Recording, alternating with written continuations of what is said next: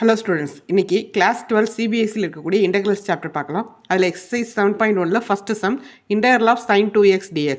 இதுக்கு என்ன ஃபார்முலா அப்படின்னு பார்த்தீங்கன்னா, integral of sin ax dx formula வந்து minus cos AX by A plus C. இது வந்து ஃபார்முலா. ஸோ சைனை டிஃப்ரென்ஷியேட் பண்ணோம்னா மைனஸ் காஸ், இங்கே ஏஎக்ஸ்ன்னு இருக்கனால மைனஸ் காஸ் ஏஎக்ஸ், அப்புறம் ஏஎக்ஸை இன்டெக்ரேட் பண்ணுறப்ப ஏ அது வந்து நம்ம டிவைடில் போடணும். டிஃப்ரென்ஷியேஷனில் மல்டிப்ளிகேஷனில் போடுவோம், இன்டெக்ரேஷனில் டிவைடில் போடணும் ப்ளஸ் சி. ஸோ அந்த கான்செப்ட் படி இங்கே இன்டெக்ரல் ஆஃப் sin 2x dxக்கு பதிலாக minus cos 2x by 2 plus C.